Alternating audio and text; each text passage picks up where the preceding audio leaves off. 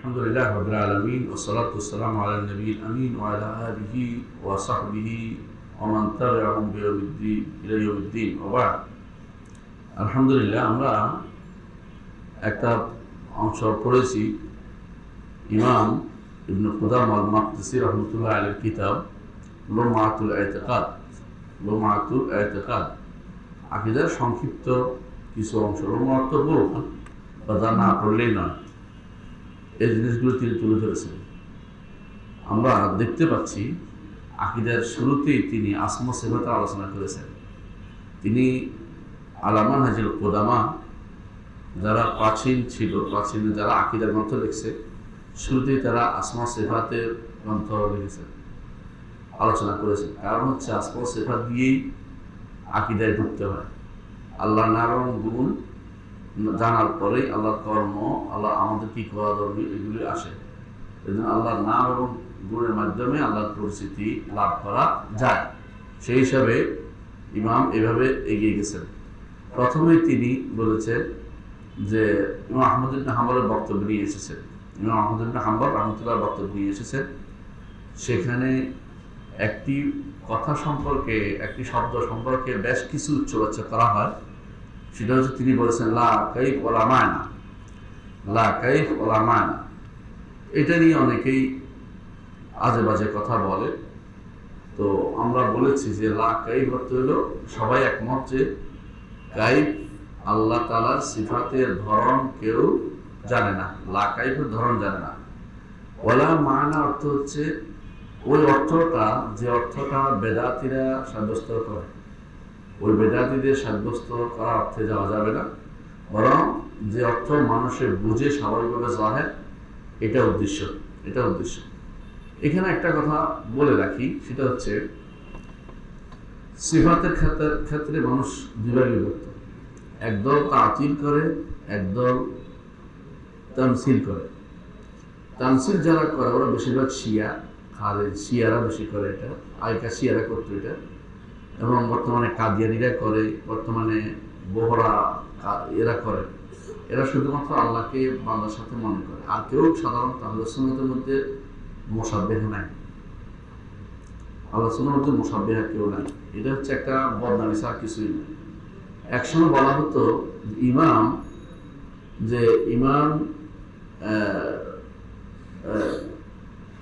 যিনি বিখ্যাত একজন ইমাম ছিলেন, যে উনি তাবিল করেছেন। পরে আমরা দেখলাম তার কিতাবের মধ্যে তাফসীর বের হয়েছে, তিনি আসলে কোনো তাবিল করেননি, তাফসীর করেন নাই।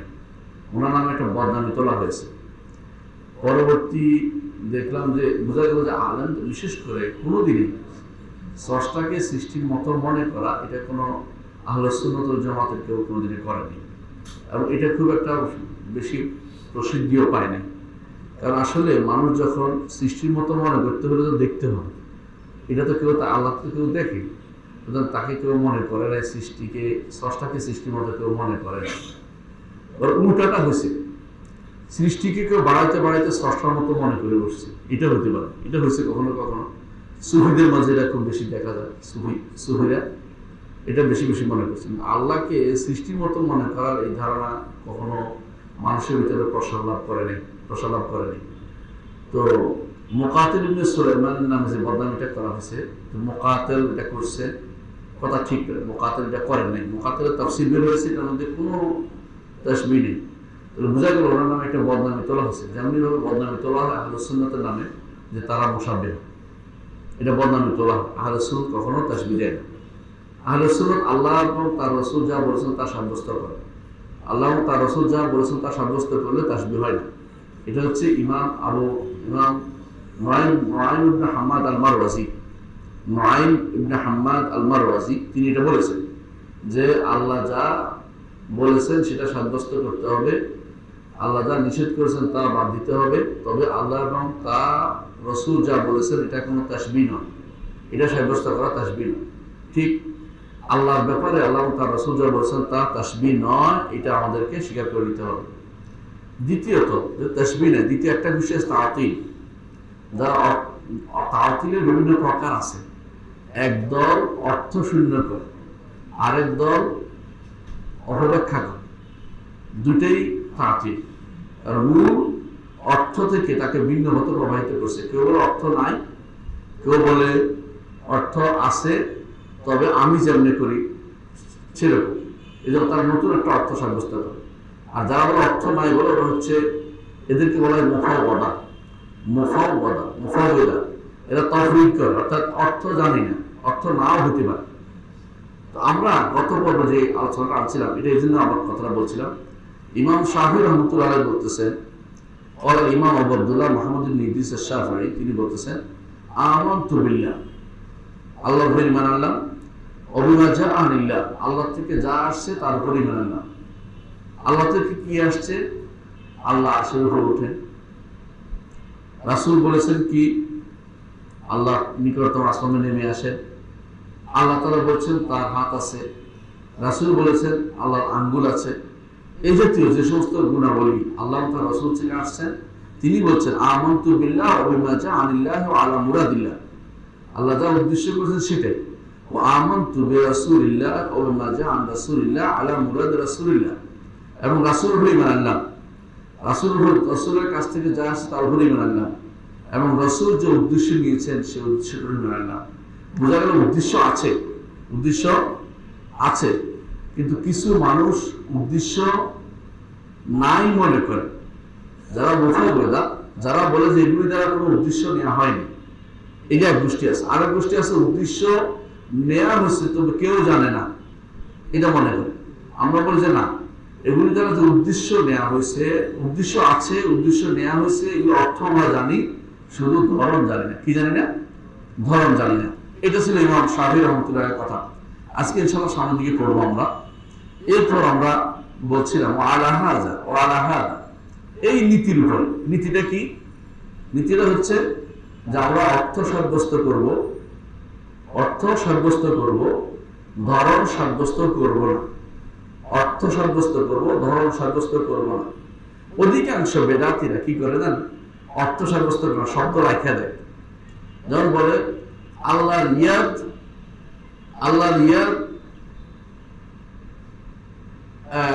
আমাদের হাতের মতো না, আল্লাহর ইয়াদ বলে, আল্লাহর হাত বলে না। আল্লাহর ওয়াজ আমাদের চেহারার মতো না, কিন্তু আল্লাহর চেহারা বলে না। বুঝছেন তো সমস্যা কোন জায়গায়? যাদের দেখবেন বই লিখেছে, অধিকাংশই আকীদার বই লিখেছে, অনেকগুলো, বিশেষ করে আলী হাসান ওসামা বলেন, এই জাতীয় যারা বলেন, সবগুলি আকাঙ্ক্ষা করছে আল্লাহ তাআলা এই সিফাতগুলির অর্থ সাব্যস্ত করতে তারা রাজি না। এটা যদি না সাব্যস্ত করে, কোরআন এবং হাদিসের একটা বিশাল অংশ আপনি অনুবাদ করতে পারবেন না। অনুবাদ না করে এরা লুকোচুরি করে। একদল আছে এই অংশ বাদ দিয়ে চলে যায়, এটার ব্যাখ্যা করে। যেমন ইল্লাবতিগা ওয়াজহিল্লাহ, আল্লাহর চেহারার উদ্দেশ্যে আমরা এটা করি, কোনো কাজ করি। এরা করবে আল্লাহর সন্তুষ্টির উদ্দেশ্যে। অধিকাংশ অনুবাদে পাবেন আল্লাহর সন্তুষ্টির উদ্দেশ্যে। দেখবেন কোরআনে কারিমে যখন ওয়াজহ আসে তখন সন্তুষ্টি লিখে দেয়। এটা কিন্তু ভুল। আবার কেউ আছে বলবে ওয়াজহ তো চেহারা, তবে আল্লাহ এটা চেহারা অনুবাদ করা যাবে না, এটাকে ওয়াজহে রেখে দিতে হবে। তো রেখে দিলে কি লাভ হলো?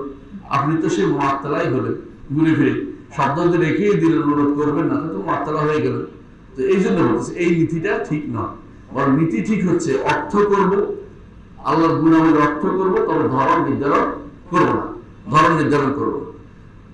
বলতেছেন আলাহা দারাজা সার, এই নীতির উপরে চলেছে সালফে সালেহীন কারা? সাহাবায়ে কেরাম, তাবেঈন, আইম্মায়ে মাতবুঈন, এরা সালফে সালেহীন। ও আইম্মাতুল খালফ, এবং পরবর্তীদের ইমাম বুখারী, মুসলিম, আবু দাউদ, তিরমিজি, নাসাঈ, ইবনে মাজাহ, আরো যারা আসছে আজ পর্যন্ত বড় বড় ইমাম, এমনকি ইমাম নিজেও আইম্মাতুল খালফ, উনিও এই ইমামদের অন্তর্ভুক্ত যারা এই নীতির উপর চলেছেন। পরবর্তী ইমামরা এই নীতির উপর চলেছেন। ইবনে তাইমিয়া, ইবনে কাইয়িম, ইবনে কাসির, যাহাবি, তাদেরকে আমরা ইমাম হিসেবে মনে করি, আর সবাই এই নীতির উপর চলেছেন। কুল্লুহুম, তারা সবাই মুত্তাফিকুন, একমত, আলাল ইকরার, যে এগুলিকে স্বীকার করে নিতে হবে। কি স্বীকার করবে?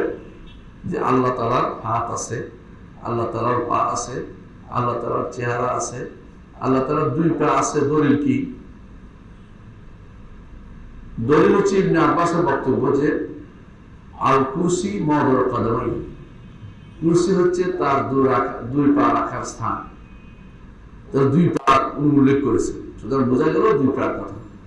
তো আল্লাহ তাআলার চোখ আছে কি, দলগুলি একটু পরে আসবে। এই যে নীতি অনুবাদ করার, অর্থ বোঝার নীতি, স্বীকৃতি দেওয়ার নীতি, সেটা হচ্ছে আমি অর্থটা বুঝে নিয়েছি। ওয়াল ইমরান, প্রথম হচ্ছে আমি এটা সাব্যস্ত করছি অর্থটা। ওয়াল ইমরান, চালু করে দিয়েছি যে এটাই চলবে, এ নিয়ে বাড়াবাড়ি ধরন নির্ধারণে যাব না। ওয়াল ইসবাত, এবং সাব্যস্ত করব কোনটা, লিমা ওয়ারাদা মিনাস সিফাতি ফি কিতাবিল্লাহ ওয়া সুন্নাতি রাসূলিহি, আল্লাহর কিতাবে এবং রাসূলের সুন্নাতে যে সমস্ত সিফাত এসেছে সেগুলিকে আমরা সাব্যস্ত করব মিন গায়রি তাআররুদিন লিতাউইলি, কোন রকমের তাউইলের মুখাপেক্ষি করব না, কোন রকম অপব্যাখ্যার দিকে নিয়ে যাব না। আমরা বলেছিলাম তাউইল কয় প্রকার, মনে আছে আপনাদের? কোরআন এবং সুন্নায় তাউইল শব্দটির দুটো অর্থ, গ্রহণযোগ্য দুটো অর্থ। একটা অর্থ হচ্ছে ব্যাখ্যা করা, কি অর্থ? ব্যাখ্যা করা, অর্থ বলা। এই অর্থ নিষিদ্ধ না, এই অর্থ নিষিদ্ধ না, অর্থ বলা। এই জন্য ইমাম তাবারী রাহমাতুল্লাহ আলাইহি তার তাফসীরের নাম দিয়েছেন তাওয়িলুল কোরআন, অর্থাৎ কোরআনের ব্যাখ্যা, অপব্যাখ্যা আনেন নাই ওখানে। আর একটা অর্থ হচ্ছে তাওয়িলের সর্বশেষ পরিণতি। এই জন্য ইউসুফ আলাইহিস সালাম যখন তার বাবা মাকে বসালেন আসলে, তারপর ভাইয়েরা তার প্রতি সম্মান প্রদর্শন সেজদা করলো, তখন তিনি বললেন, ইয়া আবাতি হাযা তাওয়িলু রুইয়া মিন ক্বাবল, প্রিয় পিতা, এই হচ্ছে পূর্বে যে আমি স্বপ্নে দেখেছিলাম চাঁদ সূর্য সেজদা করছে, এই তাওয়িল, এটার ব্যাখ্যা, এটা ওইটার ব্যাখ্যা, অর্থাৎ এটার পরিণতি। এটা তাহলে দুই অর্থ, একটা হচ্ছে ব্যাখ্যা, একটা হচ্ছে শেষ পরিণতি। এইটা হচ্ছে কোরআন সুন্নাহর তাওয়িলের অর্থ। এরা তাওয়িল যারা করে, বেদাতীরা, এদের তাওয়িল অর্থ এটা নয়। এদের তাওয়িল হচ্ছে প্রকাশ্যে একটা অর্থ আছে, আমি দূরবর্তী একটা অর্থের ব্যবস্থা করি, যেমন চেহারা তো আমরা বুঝি না তা না, ধরন জানি না আল্লাহটা। এরা বলছে না, চেহারার অর্থ সওয়াব দেয়া।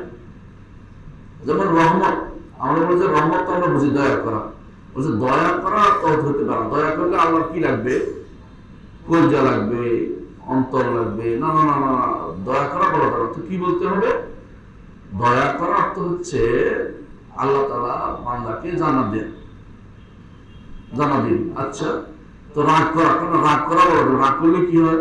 দুই পাশে দুই ফুলে যাবে, শিরা ফুলে যাবে। আল্লাহ তো এরকম বলা যাবে না, আল্লাহ রাগ করেন না। তো কি করেন? আল্লাহ জাহান্নাম দিয়ে দেবেন, সরাসরি এটা বলবেন। তো এই জাতীয় জিনিসগুলো ওরা অর্থের পরটা নিয়ে যাচ্ছে, অর্থ বলবে। কিন্তু আপনি যেটা বলছেন ওইটা তো সেটা।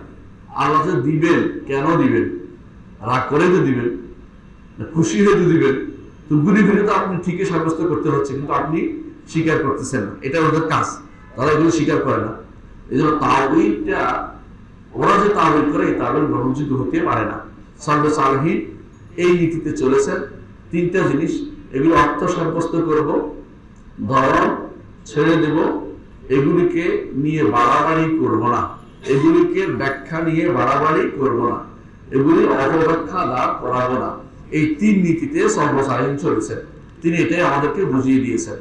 আচ্ছা, এতটুকু পর্যন্ত তিনি আল্লাহর সিফাত নিয়ে আলোচনা করেছেন।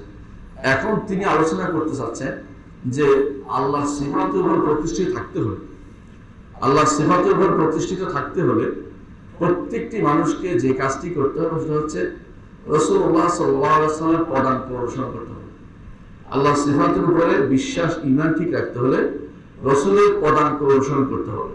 এজন্য তিনি বলছেন, ওয়াকাদ উমিরনা, আমাদেরকে নির্দেশ দেওয়া হয়েছে বিল ইকতিফাই, অনুসরণ করার জন্য, অনুকরণ করার জন্য, লিআসারিহিম, তাদের পদাঙ্ক। কাদের? ঈমানদারদের, সালাফে সালেহিনের পদাঙ্ক অনুসরণ করা। কেমন? একটু করে আসতেছে।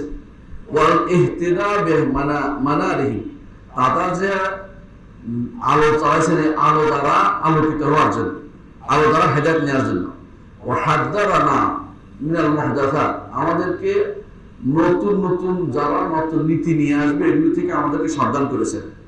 ও আখবারানা আন্নাহা মিনাদ দালালাত, ও আখবিরনা আন্নাহা মিনাদ দালালাত, এবং আমাদেরকে জানিয়ে দেওয়া হয়েছে যে এগুলি হচ্ছে পথভ্রষ্টতা। নতুন যে পদ্ধতি আসবে সেগুলি পথভ্রষ্টতা। নতুন পদ্ধতি কি? তাসবিহ দেয়া, তামসিল দেয়া, অথবা তাতিল করা, অর্থশূন্য করা, অথবা তাউইল করা, এগুলি সবই হচ্ছে পথভ্রষ্টতা। ফাকাল নবী সাল্লাল্লাহু আলাইহি ওয়াসাল্লাম, নবী সাল্লাল্লাহু আলাইহি ওয়াসাল্লাম বলেছেন, আলাইকুম বিসুন্নতি, তোমাদের উপর কর্তব্য হচ্ছে আমার সুন্নত আঁকড়ে ধরা, তোমাদের উপর ওয়াজিব হচ্ছে আমার সুন্নত আঁকড়ে ধরা। এই সুন্নত বলতে ফজরের সুন্নত, যোহরের সুন্নত বোঝানো হয় না, সবগুলি, যত আদর্শ সবগুলি। অর্থাৎ তোমাদের উপর কর্তব্য হচ্ছে সমস্ত আদর্শ, আমি যা যা করেছি, কথা হোক, কাজ হোক, আকীদা হোক, বিশ্বাস হোক, যাই হোক, এগুলিকে আঁকড়ে ধরা তোমাদের উপর কর্তব্য। ওয়া সুন্নাতুল খুলাফায়ে রাশিদিন, আরো আঁকড়ে ধরবে আমার সত্যনিষ্ঠ খলিফাদের আদর্শ, সত্যনিষ্ঠদের খলিফাদের আদর্শ। মাহদিয়িন, যারা হেদায়েত প্রাপ্ত ছিল এবং হেদায়েত মানুষদেরকে হেদায়েতের পথে ডাকতো। মিন বাদি, আমার পরে, রসুলের পরে হেদায়েতের পথে কারা ডাকছে? খোলাফা রাশিদিন। হ্যাঁ, আদু আলাইহা বিন নওয়াজিস, কামড়ে ধরো, আদু অর্থ কামড়ে ধরা, কামড়ে ধরো এর উপরে, বিন নওয়াজিস গোড়ালির দাঁত দিয়ে, গোড়ালির দাঁত দিয়ে কামড়াতে বলছে কেন? সামনের দাঁত দিয়ে কামড়াইলে ছুটে যায়, বরং দাঁত ভেঙে চলে যেতে পারে। গোড়ালির দাঁত হলে সেটা ভালো করে আটকানো হয়েছে, আর বের হবে না। এর অর্থ হচ্ছে সুন্নতের ব্যাপারে মানি ছাড়ি এটা চলবে না, আপনাকে রসুলের আদর্শ ধরে থাকতে হবে সুদৃঢ়ভাবে, আমৃত্যু ধরে থাকতে হবে আপনাকে। ওয়া ইয়াকুম ওয়া মুহদাসাতুল উমুর, সাবধান, তোমরা নব আবিষ্কৃত জিনিস থেকে সাবধান, দূরে থাকো। ইয়াকুম অর্থ দূরে থাকো, ওয়া মুহদাসাতুল উমুর, নতুন আবিষ্কৃত জিনিস থেকে। এখানে কিসের নতুন আবিষ্কৃত? লাইট, বাতি, এগুলি ফ্যান? দ্বীনের মধ্যে, দ্বীনের মধ্যে যথেষ্ট হয়ে গেছে, একটু পরে আসবে আলোচনা। দ্বীনের মধ্যে নতুন আবিষ্কৃত কোনো পদ্ধতি গ্রহণ করা যাবে না, কোনো পদ্ধতি গ্রহণ করা যাবে না।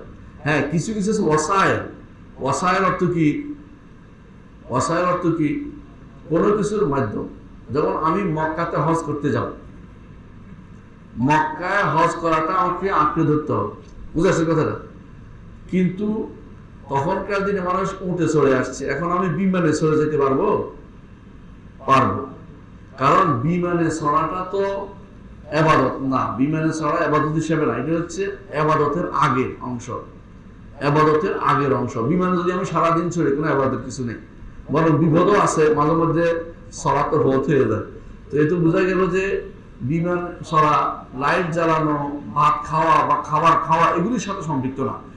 যেগুলি নিষেধ করা সেগুলি হচ্ছে দ্বীনের মধ্যে নতুন কোনো কিছু আবিষ্কার করা যাবে না।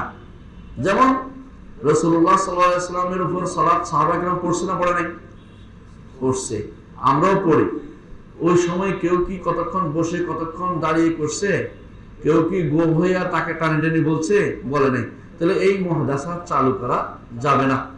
যেমন মৃত ব্যক্তির জানাজার পরে আবার দোয়া করা রাসূলের যুগও ছিল না, তাবেঈনা ইমামরা কেউ করে নাই। আমাদের দেশে এটাকে একটা আদর্শ হিসেবে নেওয়া হচ্ছে, অথচ এটা রাসূলের আদর্শ না। এগুলি থেকে দূরে থাকতে হবে। ফাইন্না কুল্লা মুহদাসাতিন বিদআহ, আর প্রতিটি দ্বীনের মধ্যে নতুন আবিষ্কৃত জিনিসই কি? বেদাত। প্রতিটি বেদাত। ওয়া কুল্লা বিদআতিন দালালা, আর প্রতিটি বেদাতই পথভ্রষ্টতা, প্রতি বেদাতই পথভ্রষ্টতা। যে জিনিস রাসূলের যুগে দ্বীন হয় নাই, কিয়ামত পর্যন্ত তা দ্বীন হবে না। সুতরাং আমাদের বোঝা যাচ্ছে যে এই হাদিসটি আহমদ, আবু দাউদ, তিরমিজি বর্ণনা করেছেন, সহিহ হাদিস। এই হাদিস থেকে বোঝা যাচ্ছে যে যদি বাঁচতে হয় জীবনের সর্বক্ষেত্রে, আকীদা হোক, মানহাজ হোক, আমল হোক, সর্বক্ষেত্রে রাসূলুল্লাহ সাল্লাল্লাহু আলাইহি ওয়াসাল্লাম আদর্শ ধরতে হবে। সাথে সাথে আদর্শ ধরতে হবে খোলাফায়ে রাশিদের আদর্শ। খোলাফায়ে রাশিদের আদর্শকে ধরতে রাসূলুল্লাহ সাল্লাল্লাহু আলাইহি ওয়াসাল্লাম আমাদেরকে নির্দেশ দিয়েছেন, আমাদেরকে নির্দেশ দিয়েছেন। এখন রাসূলুল্লাহ সাল্লাল্লাহু আলাইহি ওয়াসাল্লাম আদর্শ আমাদের কেন মানতে হবে? কোরআনে আল্লাহ তাআলা বলে দিয়েছেন, লাকাদ কানা লাকুম ফি রাসূলিল্লাহি উসওয়াতুন হাসানাতুন লিমান কানা ইয়ারজুল্লাহ ওয়াল ইয়াউমিল আখির। যে ব্যক্তি যে ব্যক্তি আল্লাহ এবং আখিরাতে ঈমান রাখে, সে যেন রাসূলুল্লাহ সাল্লাল্লাহু আলাইহি ওয়াসাল্লামকে আদর্শ হিসেবে গ্রহণ করে, আল্লাহ নির্দেশ দিয়েছেন। আল্লাহ তাআলা আরো বলেছেন, ফালা রাব্বিকা লা ইউমিনুন, আল্লাহ ফালা রাব্বিকা লা ইউমিনুন, আল্লাহ তাআলা নিজের শপথ করে বলছেন তারা ঈমানদার হতে পারবে না, হাত্তা ইউহাক্কিমুকা ফীমা শাজারা বাইনাহুম, তাদের মাঝে যে সমস্ত জিনিস ঘটবে এই ব্যাপারে আপনাকে তারা ফয়সালাকারী না বানাবে। কাকে? রাসূলকে। এর অর্থ হচ্ছে আপনি কোনো ব্যাপারে মতভেদ করেছেন, ধরেন যে আল্লাহ তাআলা নিকট আসমানে নেমে আসেন, আসে না, নেমে আসেন, আসে না, মতভেদ করুন, দুইজন দুটা করুন। এখন কোথায় যেতে হবে? রসুল কি বলেছেন? রসুল কি বলেছেন? নেমে আসেন, বাস, আর কোনো কথা নেই। এটাই। আল্লাহ তাআলা আরশের উপর উঠেছেন কিনা মতভেদ করলে বলবো যে রসুলের কাছে আসে। রসুল বলছে যে অবশ্যই আমাদের রব উঠেন, আল্লাহ নিজে বলে দিয়েছেন। তো এখানে আর কোনো রকমের মতভেদ করার সুযোগ নাই, এটা বলা হচ্ছে। তো যেখানে হাত্তা ইউহাক্কিমুকা ফীমা শাজারা বাইনাহুম সুম্মা লা ইয়াজিদু ফি আনফুসিহিম হারাজাম মিম্মা কাদাইতা, আপনি যে ফয়সালা দিবেন এই ফয়সালা মানতে কোনো দ্বিধা থাকতে পারবে না। ওই ইউসাল্লিমু তাসলিমা, মানার মতো মানতে হবে, অর্থাৎ মানতেই হবে, কোনো ছাড় নাই। রসুলের আদর্শ মানতেই হবে। এই জন্য ইমাম মালিক কি বলতেন? কুল্লুন ইউখাযু মিন কাওলিহি ওয়া ইউরাদ্দু ইল্লা সাহিব হাযাল কবর, প্রত্যেকের কথা নেওয়া যাবে, ছাড়া যাবে, তবে এই কবরবাসী ব্যতীত। এই কবরবাসীর কোনো কিছু ছাড়া যাবে না, সব নিতে হবে, সব নিতে হবে। আচ্ছা, তাহলে বোঝা গেল যে যে কেউ এই কাজটি করতে রাসূলুল্লাহ সাল্লাল্লাহু আলাইহি ওয়াসাল্লাম অনুসরণ করতে বাধ্য। রাসূলুল্লাহ সাল্লাল্লাহু আলাইহি ওয়াসাল্লামের বিরোধিতা কি? হারাম। প্রমাণ হচ্ছে আল্লাহর বাণী, ওয়া মান ইউশাকিকুর রাসূলা মিন বাদি মা তাবায়্যানা লাহুল হুদা ওয়া ইয়াত্তাবি' গায়রা সাবিলিল মুমিনিন নুওয়াল্লিহি মা তাওয়াল্লা ওয়া নুসলিহি জাহান্নাম ওয়া সাআত মাসীরা। ওয়া মান ইউশাকিকুর রাসূলা, যে কেউ রাসূলের বিরোধিতা করবে, ওয়া মান ইউশাকিকুর রাসূল ওয়া মিন বাদি মা তাবায়্যানা লাহুল হুদা, হেদায়েত প্রকাশিত হওয়ার পর রাসূলের বিরোধিতা গেছে। কারা যায় দেখবেন, আমরা আলোচনা করলে দেখবেন কারা যায়। অনেকেই রাসূলের কথার বাইরে চলে যাচ্ছে। রাসূলুল্লাহ সাল্লাল্লাহু আলাইহি ওয়াসাল্লাম যেমন বলেন যে হাদিসে আছে, রাসূল বলেছেন আমার রব আশ্চর্য হন ওই দুই ব্যক্তি থেকে একজনকে হত্যা করেছে, অথচ দুজনে জান্নাতি। বুঝছেন কি? দুজনে জান্নাতি। যারা একজন কাফের, একজন ইমানদার হত্যা করছে, ইমানদার কোথায় যাবে? জান্নাতে। এরপরে কাফের ঈমান আনছে, সেও হত্যা হয়েছে, কোথায় যাবে?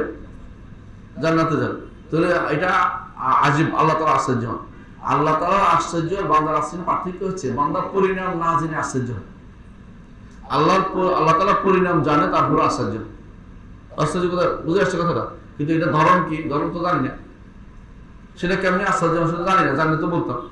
কিন্তু তিনি আশ্চর্য হন। কিন্তু দেখবেন যে এই হাদিসটাই মানবে না কারা?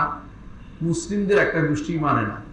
বোঝা গেল তারাই হারাম কাজে লিপ্ত আছে, কুফরিতে লিপ্ত আছে, অথচ তারা এটাকে অস্বীকার করবে। আল্লাহ তাআলা বলছেন ওয়া মান ইউশাকিকুর রাসূলা মিন বাদি মা তাবায়্যানা লাহুল হুদা, হেদায়েত স্পষ্ট হওয়ার পরে যেই ব্যক্তি রাসূলের বিরোধিতায় লিপ্ত হয়, ওয়া ইয়াত্তাবি' গায়রা সাবিলিল মুমিনিন, আরেকটা জিনিস বলা আছে, সেটা কি?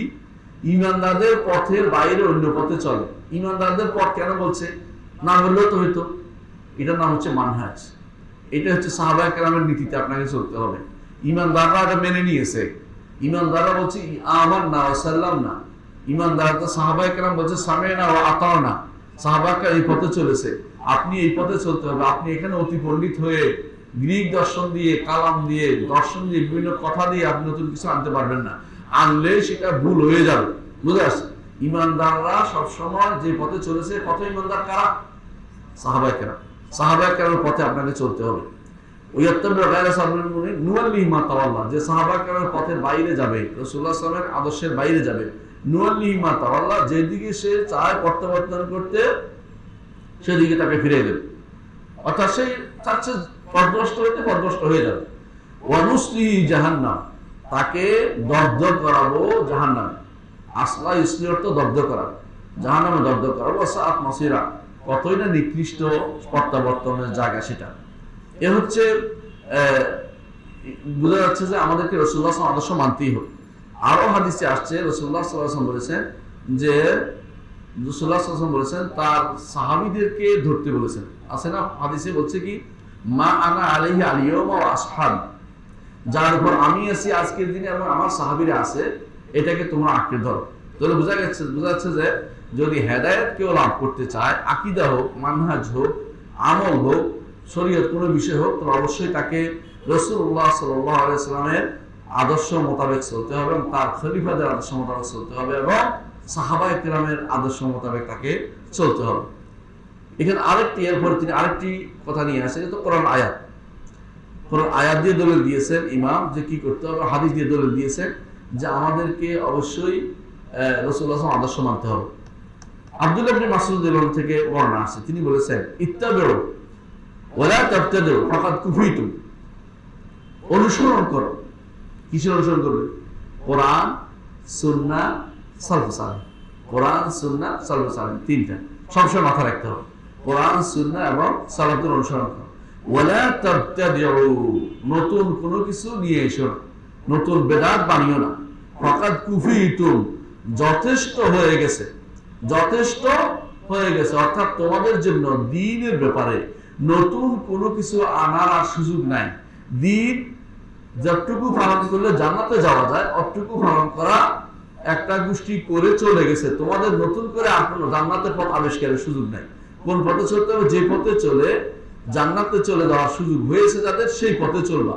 এটা হলো অনুসরণ করো। ওয়ালা তাবতাদিউ, নতুন কিছু আবিষ্কার করো না। ফাকাদ কুফিতুম, তোমাদের জন্য সেটা যথেষ্ট হয়ে গেছে। আচ্ছা, এটা হলো আব্দুল্লাহ ইবনে মাসউদ রাদিয়াল্লাহু আনহু বক্তব্য। তিনি একটা আনছেন, কোরআন, হাদিস, আব্দুল্লাহ সাহাবীর বক্তব্য। এবারে তিনি একজন তাবেঈর বক্তব্য আনছেন। সেই তাবেঈ আমাদের সবার কাছে প্রিয় ব্যক্তিত্ব। তিনি হচ্ছেন ওমর ইবনে আব্দুল আজিজ রাহমাতুল্লাহ আলাইহি। ওমর ইবনে আব্দুল আজিজ রাহমাতুল্লাহ আলাইহির বক্তব্য নিয়ে আসছেন। ওমর ইবনে আব্দুল আজিজ রাহমাতুল্লাহ কি বলেছেন? কেফ অর্থ কি? থামো। যারা আরব দেশে গেছেন দেখছেন যে লেখা আছে, কোন মাইল ফিস্টের মধ্যে লেখা আছে কেফ, মানে থামো। কেফ হাইসু ওয়াকাফাল কওম, যেখানে কওম থেমেছে সেখানে তুমি থেমে যাও। এখানে কওম বলতে কাকে বোঝানো হয়েছে? সাহাবায়ে কেরামকে। সাহাবায়ে কেরাম যেখানে থেমে গেছে তুমি সেখানে থেমে যাও। অর্থাৎ সাহাবায়ে কেরাম এই হাদিস, আল্লাহর নাম এবং গুণের ব্যাপারে যত কিছু আসছে, আমলের ব্যাপারে যা কিছু আসছে, অন্যান্য সাহাবায়ে কেরাম আকীদার ব্যাপারে যা কিছু আসছে, এখানে তারা যেখানে বাড়াবাড়ি কোনো আলোচনা করে সেখানে তুমি আলোচনা করিও না। যেখানে অপব্যাখ্যা করে না অপব্যাখ্যা করিও না। তারা যেটা বলছে এটার মধ্যে সীমাবদ্ধ থাকো। হাইসু ওয়াকাফাল কওম, কওম অর্থাৎ সাহাবায়ে কেরাম যেখানে থামছে তুমি সেখানে থেমে যাও। তারা অপব্যাখ্যা করেনি, অর্থশূন্য করেনি, অথবা তারা সাদৃশ্য দিয়ে বসেনি। সুতরাং তুমিও সাদৃশ্য দিও না এবং অপব্যাখ্যা করো না এবং তুমি অর্থহীন করো না, অর্থহীন করো না, অর্থহীন করো না। ফাইন্নাহুন্না আন ইলমিন ওয়াকাহু, কারণ তারা জেনে শুনে থেমেছে, জেনে শুনে অবস্থান নিয়েছে। কোন একটা অবস্থান যদি নেয় তারা জেনে শুনে নিয়েছে, তারা জেনে শুনে নিয়েছে। সাহাবায়ে কেরামের চেয়ে বেশি জ্ঞানী হওয়ার চেষ্টা করা যাবে না। দুর্ভাগ্যবশত একদম মনে করে সাহাবায়ে কেরাম বুঝতো না, এই জন্য তারা বলে তরিকাতুস সালাফে আসলাম ওয়া তরিকাতুল খালাফে আলাম ওয়া আহকাম, অর্থাৎ সালফে সালেহর নীতি নিরাপদ, তারা না জেনে চুপচাপ চলে আসছে। আর তরিকাতুল খালাফ নাউযুবিল্লাহ, তারা বলে যে খালাফের মানে পরবর্তীদের নীতি হচ্ছে খুব বিদ্যার কথা, জ্ঞানের কথা, পরবর্তীদের খুবই বুদ্ধিমত্তার কথা, এটা তারা বলে থাকে। অথচ সাহাবায়ে কেরামের যে জ্ঞান অর্জিত হয় নাই দ্বীনের ব্যাপারে, সেই জ্ঞান আমাদের দরকার নাই, আমাদের দরকার নেই। এজন্য তিনি বলছেন ফাইন্নাহুম, ওমর ইবনে আব্দুল আজিজ তিনি তাবেঈ ছিলেন। কি ছিলেন? তাবেঈ। তিনি বলতেছেন ফাইন্নাহুম আন ইলমিন ওয়াকাহু, তারা জেনে শুনে থেমেছে, জেনে শুনে অবস্থান নিয়েছে। ওবে বাসারিন নাফিদিন কুফু, দেখুন দৃষ্টি, দেখা, দেখে শুনে চোখ বন্ধ করেছে। কোনো কিছু সম্পর্কে না করতে চাইলে তারা বলে নাই, এর অর্থ হচ্ছে দেখে শুনে তা থেকে চোখ ফিরিয়ে নিয়েছে, চোখ ফিরিয়ে নিয়েছে। ওয়াহুম আলা কাশফিহা কানু আকওয়া, তুমি যে অর্থ বের করছো চিপাই চিপাই অর্থ বার করতেছো, এটা করা যাবে ওইটা তাও করো, তারা এটাকে ইচ্ছা করলে শক্তিশালী এটা বের করতে পারতেন, কিন্তু তারা করেন নাই। অবিল ফদলি লাউ কানা ফিহা আহরা, যদি এইটার মধ্যে ফজিলত থাকতো তারা এটা নেওয়ার চেষ্টা করত, কিন্তু তারা ফজিলত নয় বলে এটা তারা গ্রহণ করেনি।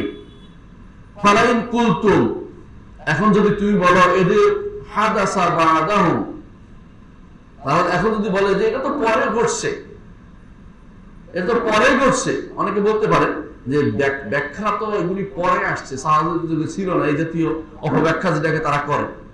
ফামা আহদাসাহু ইল্লা মান খালাফা হাদিয়াহু, তিনি বলছেন আরে তুমি যে বলছো পরে ঘটছে, পরে ওরাই ঘটাইছে যারা তাদের নীতির বিরোধিতা করেছে, যারা সাহাবায়ে কেরামের নীতির বিরোধিতা করেছে। কোরআন এবং হাদিসের নীতি বিরোধিতা করেছে, রাসূলের নীতি বিরোধিতা করেছে, খোলাফায়ে রাশিদিনের নীতি বিরোধিতা করেছে, তারাই এই নতুন পদ্ধতি আবিষ্কার করেছে। কারণ সাহাবায়ে কেরাম ধরেন জাওহার আরব নিয়ে আলোচনা করেননি। জাওহার আরব কি জিনিস ছিলেন কিনা এটা না চিনে ভালো, তবে বোঝার জন্য বলতেছি। যারা আহলুল কালাম, আহলুল কালাম কারা? আশআরী, মাতুরিদি, মুতাজিলি, সব মিলে আহলুল কালাম। এরা কি করে? আল্লাহ তাআলা লাইসা বিজাওহার, তিনি জাওহার না। তাহলে জাওহার কি জিনিস? জাওহার হচ্ছে একক কোন একটা সংখ্যা, একক কোন একটা জিনিস, একক মানে মৌলিক, মৌলিক জিনিসকে জাওহার বলে।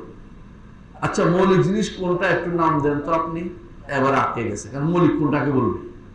শেষে কিছু খুঁজে না পাইয়া বলছে মৌলিক হচ্ছে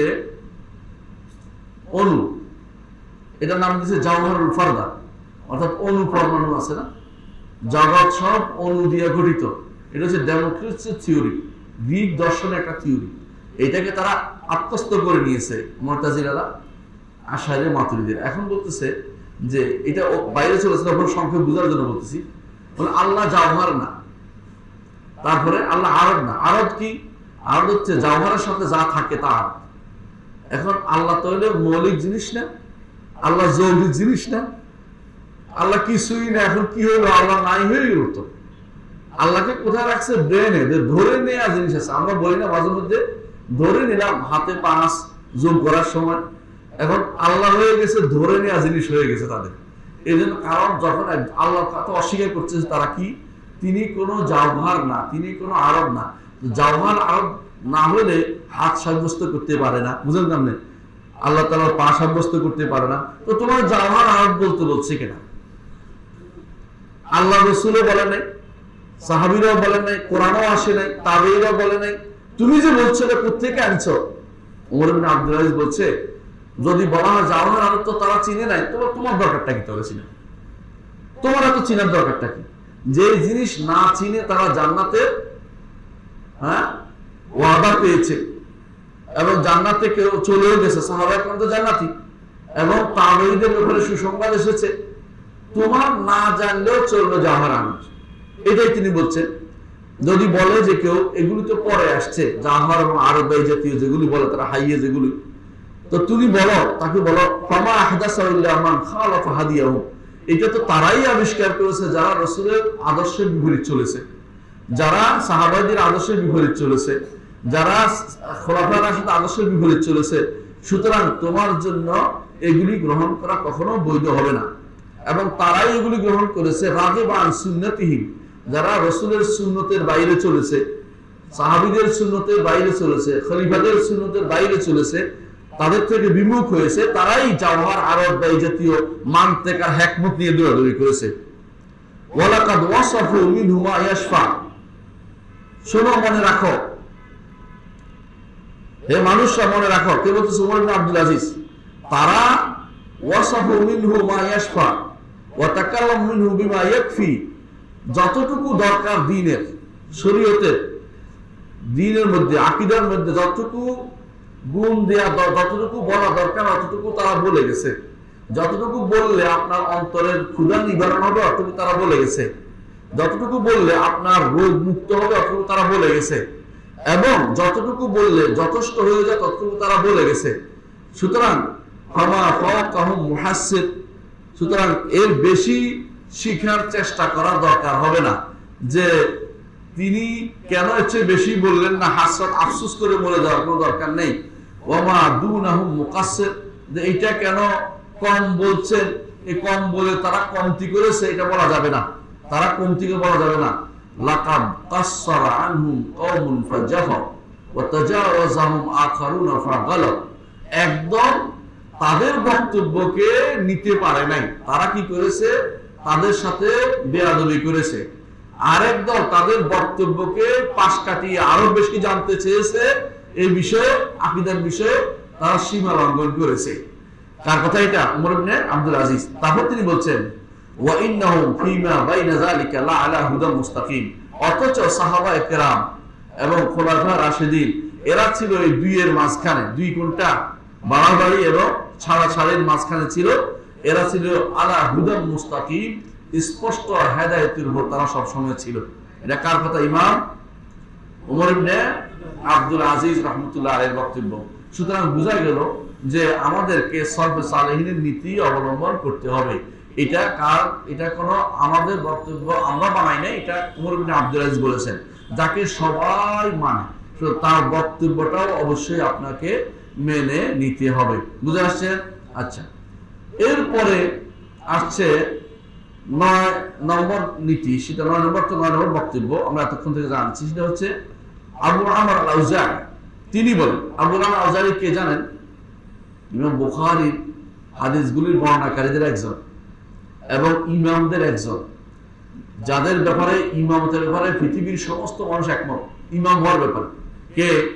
মালিক, শাফিঈ, আহমদ, আউজাঈ, সুফিয়ান আস-সাউরি, এদের ব্যাপারে সুফিয়ান উয়াইনা, এদের ব্যাপারে কোনো দ্বিমত নাই। কারণ অন্যদের ব্যাপারে কথাবার্তা উল্টাপাল্টা থাকতে বলে অনেকে, বললেই খারাপ হবে তা না, কিন্তু এদের ব্যাপারে কোনো কথা কেউ বলে না।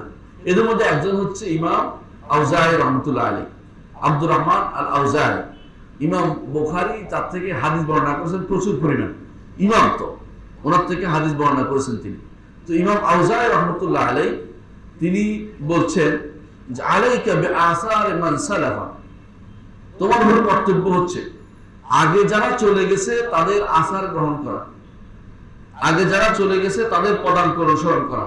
আসারত্ব পদাঙ্ক, ইন্না নাহনু নাযালনা যিকরা, কোরআনে সূরা ইয়াতে আছে, সূরা ইয়াসিনে আছে, কি বলেছে? নাকতুবু মা কদ্দামু আসার, আসার বুঝছেন, মানে পদাঙ্ক। তো আউজাঈ বলতেছেন আলাইকা বিআসার মান সালাফা, আগে যারা চলে গেছে তাদের আসার ধরা, তাদের পদাঙ্ক অনুসরণ করা, তাদের বক্তব্য নেয়া, তারা যে বিশ্বাস করে সেই বিশ্বাসগুলো থাকা তোমার উপর কর্তব্য। ওয়াইন রাফাদাকান নাস, যদিও মানুষ তোমাকে না মানে। অনেক সময় মানুষ চায় নতুন কথা শুনতে চায়, পুরান কথা আর কত শুনবে এগুলি বলে, হ্যাঁ বলে এগুলো তো পুরান কথা, আকিদা করে মরে যাচ্ছে ওরা, হ্যাঁ মানহাজ করে ওরা আমাদের বিভক্তি তৈরি করতেছে, কত কথা বলা শুনেন না। তো এই জন্য আপনি ইমাম আউজাঈর কথা হচ্ছে যত কিছুই হোক সলফে সালেহিন বক্তব্য তুমি বলবা। ওয়াইন রাফাদাকান নাস, মানুষ যদিও তোমাকে পরিত্যাগ করে বসে, মানুষ পরিত্যাগ করলো, তুমি এই সলফের কথা বলা তুমি ছাড়বে না। ওয়া ইয়াকা ওয়া আরা'i রিজাল, সাবধান সাবধান সাবধান, মানুষের বক্তব্য তুমি নিবে না। মানুষের বক্তব্য, সাধারণ মানুষের যে সমস্ত বক্তব্য আছে, রিজাল, যে সমস্ত মানুষ আসে বিভিন্ন মতামত নিয়ে আসে, এই মত ওই মত নিয়ে আসে, যেমন কাদারিদের মত নিয়ে আসে কেউ, জাবারিদের মত নিয়ে আসে কেউ, শিয়াদের মত নিয়ে আসে কেউ, খারিজিদের মত নিয়ে আসে কেউ, মুরজিয়াদের মত নিয়ে আসে কেউ। এই জন্য মতের কোনো অভাব নাই। রাসূলুল্লাহ সাল্লাল্লাহু আলাইহি ওয়াসাল্লাম বলেছেন আমার উম্মত 72 ভাগে বিভক্ত হবে, এগুলি সবই মতামত নিয়ে আসছে, এই মতামতগুলি থেকে তুই অবশ্যই বেঁচে থাকো। ওয়াইন যাখরাফুহু লাকা বিল কওল, যদিও তারা কথাকে সুন্দর করে একেবারে সাজিয়ে গুছিয়ে তোমাকে বলে, বুঝছেন কিনা? কারণ যারা বেদাতি তারা সুন্দর করে সাজিয়ে গুছিয়ে কথা বলতে পারে। আপনি আশ্চর্য হবেন, করে ওয়াজ শুনতে যান, আপনি জানেন যে এই লোকটা বেদাতি, তারপর যান কেন? ওর কথাগুলি সুন্দর লাগে, অথচ আপনাকে তাদের পরিত্যাগ করতে বলা হচ্ছে। ইমাম আউজাঈ বলেছেন যদিও সুন্দর করে কারুকার্য খচিত করে কথার মধ্যে একেবারে ডম ডম করে বলে, চিৎকার করে বলে, একেবারে হেসে হেসে বলে, আপনাকে বিভিন্ন রকমের গল্প দিয়ে বলে, এগুলি শোনা যাবে না।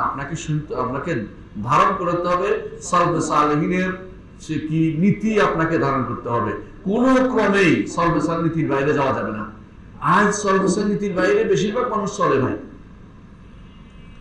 আমি আশ্চর্য হয়ে যাই, আমি একবার গেলাম কালিহাতি, ওয়াজ করতে গেছি, বলতে গত সপ্তাহে এখানে এমন ব্যক্তি আসছে যে ব্যক্তি ডলারের জায়েজ নাই, বুঝছেন তো?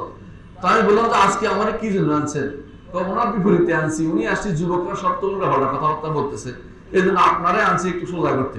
আমি কি সোজা করবো? এটা তো বাঁকা হয়ে গেছে আপনাদের সমাজ, অথচ এটা ভালো সমাজ, আহলে হাদিস সমাজ, সেখানে মানুষ তারা দাওয়াত দেয়। বুঝলাম না কি হিসেবে দাওয়াত। আপনি কোন মানে বলতেছে হানাফি সমাজে ওরে কেউ মিম্বর দেয় না, কিয়ামত হলো তারে এখানে খুতবা দিবে না, কিন্তু আপনারাই ওরে নেয় না মিম্বরে উঠে দেন। এরপর আমরা যে বিপদে পড়ি, কি উঠে লোকে এটা এখানে বুঝা যাচ্ছে। এটাই আমাদের দরকার ছিল, দৃঢ়ভাবে সর্বসান নির্ধারণ করা। ওই বেটা প্রত্যেকে কি আসছে এটা আমার যায় আসে না, হক কথা না বললে এটা গ্রহণ করা যাবে না। সে কিয়ামত ঘটাই হইতেছে, কোথায় কোথায় কিয়ামত নিয়ে আসতেছে, বুঝলেন না? ডলার হচ্ছে, ওইটা হচ্ছে ইউরোপিয়ান সভ্যতা হচ্ছে দাজ্জাল, এই জাতীয় কথাবার্তা বলবে। এই জাতীয় কথা যারা বলে তাদেরকে কোনোভাবেই প্রশ্রয় দেওয়া উচিত না। কারণ আপনি প্রশ্রয় দিবেন, আপনার সালাফরা বলতেছে, মানা করতেছে, আবু উমর আউজাঈ ইমাম বলতেছে তুমি সালফের নীতি অবলম্বন করো, সালাফের নীতি আলেমরা যা বলছে সেটা গ্রহণ করো। তোমাকে নতুন করে কোনো একটা তথ্য দিবে এই আশায় তুমি ওখানে যাই, ওদেরকে একটা নিয়ে এনো না। কারণ বেদাতি থেকে একটা কথা না, হাজার কথা যদি শোনো, এর মধ্যে যা বিষ আছে এই বিষ ছাড়াইতে গেলে বহু বছর লেগে যাবে, কারণ এরা খারাপ কিছু ঢুকিয়ে দেয়। এই জন্য ইবনে সিরিন রাহমাতুল্লাহ আলাইহি, আমার একটা গ্রন্থ আছে যা সালাফের মানহাজ না, দেখবেন ইবনে সিরিন রাহমাতুল্লাহ আলাইহির কাছে এক লোক আসছে বসতে, বলে একটু বসি, বলে তুমি বসে আমি উঠে চলে যাবো। কেন এত কঠিন হওয়ার কারণ কি? কারণ বসে একটা কথা বলবে, মাথার ভিতরে ঢুকিয়ে দিবে, আপনি এখানে ভালো কথা চলতে পারছেন না। এই চিন্তা আপনার রাত দিন 24 ঘন্টা চিন্তার মধ্যে থাকবে। যারা এই বেদাতি তারা কি করে, আপনাকে কিয়ামত চলে আসলো, এই হয়ে গেল, ওই হয়ে গেল, আপনার মধ্যে এই যুদ্ধ হচ্ছে, অমুকখানে এটা হচ্ছে, এইটা একটা ধারণা করে অনেক অনেক কথা বলবে।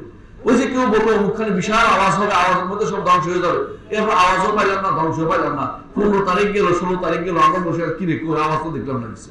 এগুলো হচ্ছে আপনাদেরকে ধ্বংস করার পর যখন আপনাকে মানুষ একটা নিয়ে আসবে, আমি নেওয়ার জন্য ব্যস্ত হয়ে পড়বো, এটা করবেন না। কারণ আমার আলহামদুলিল্লাহ দ্বীনের মধ্যে কোনো সন্দেহের কোনো কিছু নেই। কিছু আছে মোনাজারা পার্টি আছে একটা, মনে করে মোনাজারা করে টিকে থাকতে হবে না। ইমাম মালিকের কাছে একজন আসছে, তাআল মুনাজারা, আসো আপনার সাথে, আসেন আপনার সাথে মোনাজারা করবো। তিনি বলছেন লাস্তু আলা শাক্কি মিন দীনি, আমি আমার দ্বীনের ব্যাপারে কোনো সন্দেহ নেই, তোমার সাথে আমার মোনাজারার দরকার নেই। আপনি কথা বলছেন কিনা? হ্যাঁ, তোমার কাছে মোনাজারা করে আমার দ্বীন শুদ্ধ শুদ্ধ নির্ধারণ করার দরকার নেই, আমি আলহামদুলিল্লাহ ইয়াকিন আমার দ্বীনে যা জানছি আলহামদুলিল্লাহ।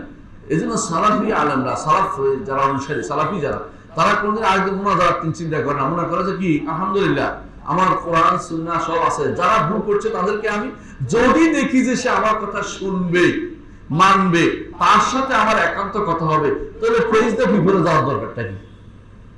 কথা বুঝেন না? এখানে গেলে আমি খারাপটাকে কি করলাম, সব জায়গায় তুলে দিলাম, সবার উপরে তাকে ঘোষণা করে দিলাম অমুক অমুক এটা করছে, এর দ্বারা ক্ষতি ছাড়া কোনো লাভ নাই, এর দ্বারা হে কোনোদিনই তার মতটা ছাড়বে না, বিপরীতে আপনার লোকদের মাঝে তার সন্দেহগুলি প্রবিষ্ট করাই দিল ধীরে ধীরে। এইটা সবচেয়ে খারাপ জিনিস, সবচেয়ে খারাপ জিনিস, এটা করা যাবে না। যদি হেদায়েতের কথা হয়, আমার সাথে একান্তে আসো, কথা বলবো, কোনো সমস্যা নেই, তোমার সাথে জিদার হতে সব, কিন্তু তুমি জনসমক্ষে এটা করবা না। এজন্য আমাদের ওস্তাদের ওস্তাদ বা শেখ সালেহ আল শেখ, সৌদি আরবের, যিনি এক সময় ধর্মমন্ত্রী ছিলেন, খুব বড় আলেম, তাকে আমি যতদিন বসছি তার কাছে অতদিন জ্ঞান নিছি, মানে এত নতুন জ্ঞান আলহামদুলিল্লাহ। তিনি বলছেন কখনো নাস্তিকদের সাথে বা এই জাতীয় লোকদের সাথে কি করবেন না, প্রকাশ্য জায়গাতে জনসমক্ষে কোনো কি হবে না, কোনো ইয়া হবে না, মোনাজারা বা আলোচনা বা এই জাতীয় হবে না। কেন? কারণ হয়তো সে বক্তৃতা শিখে আসছে ভালো করে, এমন ভাবে কথা বলবে আপনাকে তাৎক্ষণিক ভাবে আপনার উত্তরটা আসছে না, এটাই মানুষের অন্তরে থাকে, উত্তর তো দিতে পারে না। বুঝলেন না কথাটা? তাই বলে কি আমি কি নাহক অবস্থায় আসিনি? কখনো না। হেরে গেলেই যে নাহক তা তো না, কিন্তু মানুষ তো সেটা বুঝবে না। মানুষ এটা বুঝবে শুধু জ্ঞানীরা, যে এই মুহূর্তে তার হয়তো ইস্তেগফার করতে পারছে না, তাই বলে এটা দুর্বল হয়ে নাই, এমন না, এমন কিছু হতে পারে না। তাহলে বোঝা গেল যে কখনো মানুষ যত সুন্দর কথা নিয়ে আসুক না কেন, সওয়াবের কথার বাইরে আমাদের যাওয়া যাবে না। অনেক কিছুতে এরকম ঘটে, সালফে সালিন যা বলেছেন এর বাইরে যে ব্যক্তি গেছে সেই ব্যক্তি পথভ্রষ্টতার পথ রচনা করেছে, এটা আমরা দেখেছি, এটা আমরা দেখেছি। এই জন্য আলেমরা অনেক সময় যারা বসতো তাদের সাথে বেদাতীদের সাথে কখনো বসতে নিষেধ করতেন, যে বেদাতের সাথে বসা যাবে না, কারণ বেদাতি আমাকে পথভ্রষ্ট করে দিবে। এই জন্য এই বিষয়টি আগে থেকে তুলে ধরে আমাদেরকে সাবধান করছেন, যে সাবধান, যেদিকে ইচ্ছে এদিকে তুমি বক্তব্য দিয়ে, যে যার বক্তব্য শুনে তুমি গ্রহণ করো না, সালফে সালিন বক্তব্য তোমার গ্রহণ করতে হবে। এরপরে তিনি এর পরবর্তী একজন উদাহরণ দিচ্ছেন, পরবর্তী একজনকে মুহাম্মদ ইবনে আব্দুর রহমান আল আদরামি তিনি উল্লেখ করেছেন। আসলে তিনি মুহাম্মদ ইবনে আব্দুর রহমান আল আদরামি নামে একজন ছিলেন। তিনি হচ্ছেন, এটা নামটা এভাবে, এটার মধ্যে এভাবে আসছে এবং সব জায়গাতে এভাবে আসছে, তবে তিনি আদরামি নন, তিনি জাল দিয়ে আজরামি, জাল দিয়ে আযরামি, এগুলো দামি দাল দিয়ে লেখা আছে, উনি না, উনি মুহাম্মদ ইবনে আব্দুর রহমান আযরামি। তো উনি বাগদাদের অধিবাসী ছিলেন এবং তিনি ছিলেন ইমাম আবু দাউদ এবং নাসাইর উস্তাদ। আবু দাউদ নাসাই তার থেকে হাদিস গ্রহণ করেছেন। এর অর্থ হলো তিনি মুহাদ্দিসদের একজন। তার থেকে একটা বক্তব্য আনছেন, সেটা কি, যখন মামুনে পরীক্ষা করতেছিলেন দুনিয়ার সবাইরে, কি পরীক্ষা করছিলেন মনে আছে? আহসানতা, খালকুল কোরআনে মাসালা, কোরআন মাখলুক বলতে হবে সবাইকে, না বললে শুধু মারতেছেন, পিটাচ্ছেন, ধরছেন, যাকে ইচ্ছা তাকে শুধুমাত্র কষ্ট দিচ্ছেন। তো মামুন তো খলিফাতুল মুসলিমিন, তারপরে সেটা করতেছে। তখন এই ইমাম নাম হচ্ছে মুহাম্মদ ইবনে আব্দুর রহমান আযরামি, তিনি তখন ওই লোককে বলেছে বেদাত করার কারণে যে হাল আলিমাহ রাসূল আবু বকর, কোরআন যে মাখলুক, কোরআন সৃষ্ট, এই কথাটা কি আবু বকর, ওমর, ওসমান, আলী, রসুল, এগুলি রাসূলুল্লাহ সাল্লাল্লাহু আলাইহি ওয়াসাল্লাম এরা জানছে? প্রশ্নটা খুব যৌক্তিক না? এটা কি এরা জানছে? আউলাম ইয়ালামুহা, নাকি জানে নাই? যদি একটা জবাব দিতে হবে। আলাম ইয়ালামুহা, তখন এই যে বলছে লাম ইয়ালামুহা বেদাত, এটা কে জানেন? ইবনে আবি দুআদ, বিখ্যাত হানাফি মাযহাবের কি ছিল, কাজী ছিল, বিচারক ছিল, কিন্তু মাযহাবে হলে কি সে ছিল মুতাজিলি। যেমন কাশাফ জমখশরী, সে হানাফি মাযহাবের, ওর ওই দিক থেকে আকীদার দিক থেকে কি ছিল, মুতাজিলা ছিল। এই লোক ছিল ইবনে আবি দুআদ, বিখ্যাত, যারা ইমাম প্রত্যেক ইমাম আহমদকে পর্যন্ত কষ্ট দিছে, যে বেত্রাঘাত করছে, আঘাত করছে, মারার জন্য বহু মানুষ মেরে ফেলছে। এই ইমাম, এই লোকে, এই কাজী বহু ইমামকে মেরে ফেলছে। তো ওই লোককে বলছে যে কে, এই ইমাম মুহাম্মদ ইবনে আব্দুর রহমান আযরামি বলতেছে, আচ্ছা তুমি যা বলতেছ যে কোরআন মাখলুক, সৃষ্ট, এটা কি রাসূল বলছেন? রাসূল কি জানছেন? আবু বকর, ওমর, ওসমান, আলী কি জানছেন? বলছে কি না। আচ্ছা, এবার বলছে ফাশাইউল্লাহ ইয়ালামুহা ওয়া আলিমতা ওয়ান্তা, যে জিনিস রাসূল জানেন নাই, আবু বকর জানেন নাই, ওমর জানেন নাই, ওসমান জানেন নাই, আলী জানেন নাই, তুমি জেনে ফেললা? কোথেকে জানলে তুমি? এই জিনিস তোমার কাছে জ্ঞান কেমনে আসলো? বুঝে আসছে? সে এখন স্বীকার করবে না যে আমি তো আমার বিবেকে পাইছি, বিবেকে ধরতেছে। যদি আল্লাহ কথা, আল্লাহ যদি কোরআন যদি কোনো আল্লাহর বাণী হয়, তাহলে আল্লাহ একজন, কোরআন একজন, দুইজন হয়ে যাচ্ছে, তাও ধরছে না। তাদের এই বাজে কথা। এটা গুণ কি আলাদা কোনো সত্তা নাকি যে দুইজন বলতে? এরা না, এরা মাথার ভিতরে ঢুকে আছে যে দুইজন হয়ে গেল, এই জন্য তারা এটা বলছে। এটা বলেন, এটা বাঙালি বলতেছে, একবার বলে যে জানে নাই। তো যে জিনিস আল্লাহ এবং তার রসুল জানে নাই, আল্লাহ রসুল জানে নাই, সাহাবী কেরাম জানে নাই, সাহাবা কেরাম জানে নাই, আবু বকর, ওমর, ওসমান জানে না, সেই জিনিস তুমি জানলে কোথেকে? সেদিন তুমি কিভাবে জানলা? এবার লোকটা বলেছে না না আমি এখন বলবো, বদলাই বলছে না না আমি বলবো, তারা জানতো।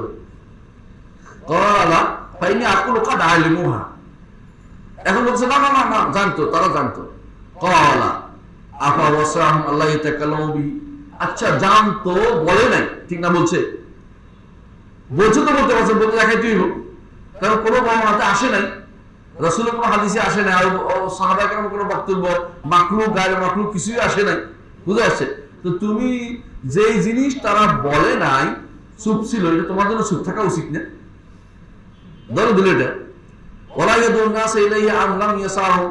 তাহলে তুমি নাকি তারা না করে ভুল করছে, তোমারটাই শুদ্ধ, তারা এতটুকু জানার পরেও, তুমি তো জানার পরে ডাকে এই অমুক সাবধান, আল্লাহর কালাম কিন্তু মাখলুক, তোমাকে বলতে হবে, এটা বলছে তো বলে নাই। তো তারা যেহেতু বলে নাই, তুমি তো চুপ থাকতে পারতে। তারা কি যথেষ্ট মনে করে নাই? তারা হ্যাঁ অবশ্যই তারা যথেষ্ট মনে করেছে। যে জিনিস তারা না বলে, রাসূল এবং তার খলিফারা না জেনে যথেষ্ট মনে করেছে, তুমি এর মধ্যে তুমি কেন বাড়াবাড়ি করতে গেলে, তুমি কেন মানুষকে ডাকতেছে এটার উপরে? লোকটা তখন চুপ মেরে গেল, তার কোনো জবাব নেই। কি জবাব দিবে? তুমি যে বক্তব্য নিয়ে আসে, এই বক্তব্য তো কেউ বলেনি। আপনি বুঝেন না কথাটা? এখন অনেক মানুষের নতুন নতুন তথ্য দিবে, আপনাকে ব্যাখ্যা দাঁড় করাবে। দাজ্জালের ব্যাপারে রাসূলের বক্তব্য হচ্ছে ইহুদি মায়ের সন্তান হবে, রাসূলের বক্তব্য এটা। এবং এক চোখ মশা থাকবে, আরেক চোখ হবে কি আয়না বাতুন তাফিয়া, পচা আঙ্গুরের মতো। একজন এসে আমার বলতেছে, এই আমি তো দেখছি ডলারটা হলো দাজ্জাল। বললাম যে কেন? ডলারের মধ্যে একটা চোখ আছে, ডলারের মধ্যে এক চোখ আছে। তো এটা মা কই, পোলা কই, ছেলে কই, এটা হাঁটলো কই, 40 দিন গেল কই, তাই না? মক্কা মদিনা ঢুকে না, ডলার তো মক্কা তো বেচা হবে, মদিনা তো বেচা হচ্ছে। এগুলি কি করবেন আপনি? মানে এগুলি হচ্ছে ইচ্ছা করে অপব্যাখ্যা তৈরি করা, অপেক্ষা তৈরি করা। আর একজন আসে আমাদের বলতেছে যে আমি ওমরা করতে গেছিলাম, যাই দেখি সৌদি পুলিশের এর মধ্যে জামার মধ্যে 100 যারা দাজ্জালের বিরুদ্ধে সবচেয়ে কঠোর। রাসূলুল্লাহ সাল্লাল্লাহু আলাইহি ওয়াসাল্লাম বলেছেন আমার উম্মতের মধ্যে বনী তামিম দাজ্জালের বিরুদ্ধে সবচেয়ে কঠোর হবে। বনী তামিম বুঝছেন কিনা? বনী তামিম সবচেয়ে কঠোর হবে। এরা ক্ষমতা আছে ওখানে, আর তুমি এদের দাজ্জাল বানাই দিতেছ কি জন্য? চোখ একটা পাইছি। এই হলো অবস্থা, এই হলো অবস্থা। কারা? যারা নতুন পদ্ধতি আবিষ্কার করবে, একটা কিছু কইতে চেষ্টা করে, নতুন কিছু না আমাদের ভালো লাগে না, অনেক কিছুই তো আপনি বলছেন নতুন কিছু বলতে হবে। কেউ আছে কবরের আযাব শোনাবে কানে দিয়ে, কবরের আযাব শোনাই দেয়। রাসূলুল্লাহ সাল্লাল্লাহু আলাইহি ওয়াসাল্লাম বলেছেন যে কবর আযাব মানুষ এবং জিন ছাড়া সবাই শুনতে পায়। আমি যা শুনি তোমরা যদি তা শুনতে, তাহলে দুনিয়ার খাবার তোমাদের অসম্ভব হয়ে যেত। কবরের আযাব শোনার কোনো সুযোগ নেই, কবর দেখারও কোনো সুযোগ নেই। রাসূলুল্লাহ সাল্লাল্লাহু আলাইহি ওয়াসাল্লাম যেটা শুনতেন আর কেউ এটাকে দেখে বের করতে পারবে না। এখন মানুষ যদি কোনো আমি কবর আযাব শুনছি, তাহলে মিথ্যা কথা বলছে। অথচ তারা নাকি রেকর্ডও করছে, রেকর্ড বাজিয়ে শোনাইতেছে আমাদেরকে। চিন্তা করে দেখুন, কত নতুন কিছু আবিষ্কার যখন করে মানুষ, তখন কত বিভ্রান্তিতে লিপ্ত হয়ে যায়। সালের নীতি থাকুন, বিশ্বাস করুন, ঈমান আনুন যে কবর আযাব শোনা যাবে না। রাসূল বলেছেন তাই সত্য। ঈমান আনতে হবে, এটা ঈমান বিল গায়ব। কবরে গেলে আপনি নিজে আযাব যদি পান, আপনি বুঝতে পারবেন, আর শোনা লাগবে না। তখন শোনার চেষ্টা করার দরকার নেই। হ্যাঁ, আল্লাহকে আপনি দেখতে পাবেন, দেখতে পাবেন। এখন যদি কেউ বলে আমি আল্লাহকে দেখাবো, মানবেন? মানবেন না। ঠিক অনুরূপ ভাবে যে জিনিস গায়েবের জিনিস, এটাকে হাজিরে নিয়ে আসবেন না, উপস্থিত করে দিবেন না। বুঝাতে পারছি কথাটা? তাহলে বোঝা গেল তিনি যখন বললো, খলিফা তখন বললো যে তাহলে তখন হঠাৎ করে খলিফারও বুধ ধরেছে, বলে যে জিনিস ওদের যথেষ্ট হয়েছে, আমাদেরও যথেষ্ট হলো না কেন? আমরা তো এটা করলাম না কেন? আমরা এদের বন্ধ করে রাখবো কিছুক্ষণ। পরে তার মধ্যে জিদ ছেড়েছে। খলিফারা জেদি হয়, জেদি বুঝছে না, তার ক্ষমতা একটা থাকে। বলছে না, আমি তো খারাপ কিছু করছি না, আমি তো আল্লাহর তাওহীদই প্রকাশ করতেছি। কারণ তাদের নিকট যতক্ষণ পর্যন্ত কোরআনকে আপনি সৃষ্ট না বলবেন, আল্লাহর তাওহীদ প্রতিষ্ঠা হচ্ছে না। উল্টা, অর্থাৎ সৃষ্ট বলার কারণে কুফরি হচ্ছে। সৃষ্ট বললে আল্লাহর কোন গুণকে সৃষ্ট বলা যায় না। সৃষ্ট বললে এটা ফেল হয়।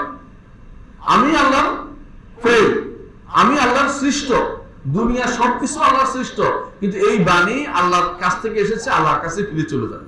আল্লাহর একটি গুণ শুধু আমাদের কাছে আছে, তা হচ্ছে আল্লাহর কোরআন বাণী। আর কোনটাই আমাদের কাছে নাই। আমাদের কাছে সমস্ত গুণের প্রভাব আছে, রহমতের প্রভাব পড়ে আমার উপরে, তার ক্রোধের প্রভাব পড়ে মানুষের উপরে, কাফেরদের উপরে। অনুরূপভাবে তার প্রতিটি গুণের প্রভাব মানুষের উপর পড়ে, কিন্তু কোন গুণ আল্লাহ থেকে আলাদা নয়, দূরে নয়। একমাত্র কোরআন তিনি দিয়েছেন এটা পড়ে তার সান্নিধ্য লাভ করার জন্য। কোরআনকেই মাখলুক বলে ফেললো, সৃষ্ট বলে ফেললো, কোথায় চলে গেল? এই জিনিসটা কেন হয়েছে? কারণ পূর্ববর্তীদের নীতি অনুসরণ করছি না, নতুন কিছু করতে চাই, নতুন করে ভাবতে চাই, নতুন করে জগৎকে কিছু উপহার দিতে চাই। এটাই তো হচ্ছে পথভ্রষ্টতা। আকীদার ব্যাপারে নতুন কোনো কিছু ঢুকানো যাবে না। যদি সালাফরা না করে থাকে, সেখানে আর কিছু বলা যাবে না। সালাফরা একটা শব্দ বলেছে, দেখেন কি বলেছে আল্লাহ সম্পর্কে, ফাওকারশিহি, এটা কোরআন এবং হাদিসে সাব্যস্ত। সালাফরা যখন বলেন ফাওকারশিহি বলে কেউ কেউ ভুল বুঝতে পারে, তখন একটা কথা বললেন বাইনুম মিন খালকিহি, সৃষ্টি থেকে আলাদা। এই শব্দটা তারা বাড়াইছে কেন? ওটা বোঝানোর জন্য। এটা বাদেও তারা বুঝতো, এটা বোঝানোর জন্য। না বুঝতে না বাদেও সমস্যা নাই, কিন্তু যখন দেখছে যে বেদাতীরা মনে করে আল্লাহ সর্বত্র বিরাজমান, তখন বলে বাইনুম মিন খালকিহি, আল্লাহ তাআলা সৃষ্টি থেকে আলাদা। সৃষ্টির অভ্যন্তরে আল্লাহকে কল্পনা করা জায়েজ নাই, বরং এটা ঈমানকে নষ্ট করে দেয়। বুঝে আসছে? আচ্ছা, এরপর বলতেছেন ইমাম ইবনে কুদামা আল-মাকদিসি বলতেছেন, হাকাযা মাল্লাম ইয়াসাহু মা ওয়াসা রাসূলুল্লাহ সাল্লাল্লাহু আলাইহি ওয়াসাল্লাম ওয়া তাবিঈন বিইহসান, অনুরূপভাবে যারাই রাসূল যা বলেছেন তা যথেষ্ট মনে করছে না, সাহাবীরা যা বলছে তা যথেষ্ট মনে করছে না, তাদের সাহাবীদের সুন্দর অনুসারে যা বলছে তা যথেষ্ট মনে করছে না, এদের পর ইমামরা যা বলছে তা যথেষ্ট মনে করছে না। এলেমে আমলে পরিপূর্ণ যারা তেলাওয়াতে আয়াত সিফাত পড়ে আয়াত সিফাত পড়ছে, অর্থ বুঝছে, অর্থ বুঝে এটাকে পরবর্তীদের কাছে পাসার করে দিয়েছে, বলে দিয়েছে যে এটা বিশ্বাস করতে হবে, এটাকে যথেষ্ট মনে করে নাই। আল্লাহ যেন তার জন্য যথেষ্ট, এই কাজের জন্য যথেষ্ট, কোনো যথেষ্ট না হয় বদদোয়া করে দিয়েছেন তিনি। যে কেন, যদি তুমি মনে করো যে আল্লাহ এবং তার রাসূল যা দিয়েছেন এবং সাহাবায়ে কেরাম যা মেনেছেন, খলিফারা যা মেনেছেন, ইমামরা যা মেনেছেন, চার ইমাম সহ ওনারা যা মেনেছেন, তোমার সঙ্গে এটা মানতে অসুবিধা হয়, তাহলে তোমার কোনো কাজ আর গ্রহণযোগ্য হবে না। আজ যারা মুতাজিলি বলেন, কখনো হাদিস মানে না, মুতাজিলা শুধু মুতাওয়াতির মানে, কেউ কেউ বলে, দাবি করে। আশারী মাতুরিদীরা আকীদার ক্ষেত্রে কি মানে না, খবর ওয়াহিদ মানে না, বুঝছেন তো? এবং তারা ইমামদের বক্তব্য তো মোটেই নেই। কেন? সবার আগে আকল, সবার আগে আকল, আকলের পরে অপব্যাখ্যা, তাওয়িল, এই তিন জিনিসও তারা শ্রেষ্ঠত্ব মনে করছে। তিন জিনিস করা, একটা কি, বিবেককে প্রাধান্য দিতে হবে, খবর ওয়াহিদকে অস্বীকার করতে হবে, খবর ওয়াহিদকে অস্বীকার করতে হবে, পূর্ববর্তীদের কথাকে মেনে চলা আমাদের জন্য জরুরি না। আর তিন নম্বর হচ্ছে যেটা তাদের নীতি, সেটা হচ্ছে অপব্যাখ্যা দাঁড় করাতে হবে, একটা দূরবর্তী ব্যাখ্যা দাঁড় করাতে হবে। মনে করছে তারা এর মাধ্যমে কোরআন সুন্নাহ সাহায্য করছে, কিন্তু সাহায্য করলে হয় না, মানে সাহায্যের দাবি করলে হয় না। সাহায্যের জন্য সে যে ওই পথে আগাতে হবে, যে পথে সাহায্য করলে সেটা গ্রহণযোগ্য হয়। আপনার বন্ধুর গায়ে মাছি বসছে, আপনি সাহায্য করছেন, তাহলে মাছিতে হাত দিয়ে টাকা দিলে হয়? আপনি একটা ইট এনে মাথার উপর মারছেন, মাছি মারতেছি, বন্ধু মাছি তো মরবে না, ইটটা দিয়ে আমার মাথাটা শেষ হয়ে যাবে, বুঝলেন না কথাটা? আপনি এরা কি করছে, যখন রাসূলুল্লাহ সাল্লাল্লাহু আলাইহি ওয়াসাল্লাম হাদিস না সাহাবী বুঝে নেয়, তাবিরা বুঝে নেয়, ইমামরা বুঝে নেয়, কেন? তারা নিরভর, না বুঝে কোন রকমের এখনো চলে গেছে। আর এখন আমরা এত বেশি বুদ্ধিমত্তার অধিকারী হয়ে গেছি, আমরা সব বুঝে গেছি। এই বুঝ নিতে হলে আমাদেরকে কি করতে হবে? ওদের মতে যে অপব্যাখ্যা দাঁড় করাতে হবে, হাদিস নেওয়া যাবে না, ইমামদের কথা গ্রহণ করা যাবে না, খলিফাদের কথা বাদ, সাহাবীদের কথা বাদ, এবং আর কি করা যাবে না, আমরা এগুলোকে এই পদ্ধতিতে আমাদের চললে চলবে না, আমরা কোনো ক্রমেই আমরা এই পুরাতনদের পথে চলবো, নতুন পথে আমাদেরকে এগিয়ে যেতে হবে। এই জন্য তারা বলে যে আমরা একদল, আমি হানাফি, কি দিক থেকে? শাখা প্রশাখা মাসালার ক্ষেত্রে, ফিকহের ক্ষেত্রে, আকীদার ক্ষেত্রে আশআরী অথবা মাতুরিদি। আচ্ছা, আশআরী মাতুরিদি মারা গেছে 324 আর 303, 300-র পরে যারা মারা গেছে, 300-র পরে যারা মারা গেছে, ওদেরকে আপনার খুব পছন্দ হলো। 300 হিজরি পর্যন্ত যারা চলে গেল, ওদের কাউকে পছন্দ হচ্ছে না। ওরা কি জান্নাতে যাবে না কেউ? ওরা কি আয়াতগুলি বুঝে নেয়, এই হাদিসগুলি বুঝে নেয়? তাহলে বোঝা গেল আপনার এই পথ আপনি নতুন, আপনি ওদের থেকে নিতে চাচ্ছেন না। সরার্থের থেকে বিচ্যুত করলে পথভ্রষ্টতা সেখানে আসবেই আসবে, এটাতে কোনো সন্দেহ নেই। এটা বুঝাতে পারছি কথাটা? আলহামদুলিল্লাহ, এটা আমরা বুঝছেন। এই ব্যক্তি ছিল ইবনে আবি দুয়ার। ইবনে আবি দুয়ার যে ব্যক্তি এই ধরে ধরে মানুষদেরকে আবিষ্কার করেছে কি বলতে, যে কোরআন মাখলুক বলতে হবে, কোরআন মাখলুক বলতে হবে। ইমাম আহমদ ইবনে হাম্বল বলছেন কোরআন আল্লাহর কালাম, এখন বাড়াইছে তিনি, বলতে হবে। যেহেতু তারা জোর করে, জোরের বিপরীতে আপনাকেও সব কথাটা বলতে হবে। কি বলতে হবে? কোরআন আল্লাহর বাণী এবং গায়ের মাখলুক, সৃষ্ট নয়, এটা তোমাকে বলতে হবে। কেউ যদি বলতো কোরআন আল্লাহর বাণী, চুপ থাকতো, আমাদের মানতেন না। কেন মানতেন না? বলতেন যে এই নিশ্চয়ই গোপনে কিছু একটা দুর্বিসন্ধি করছে। যখনই কেউ সন্দেহ নিয়ে আসবে, ওই সন্দেহ দূরীকরণ করার জন্য এমন শব্দ ব্যবহার করতে হবে যে শব্দের কারণে সন্দেহ আর দানা বেঁধে উঠতে না পারে।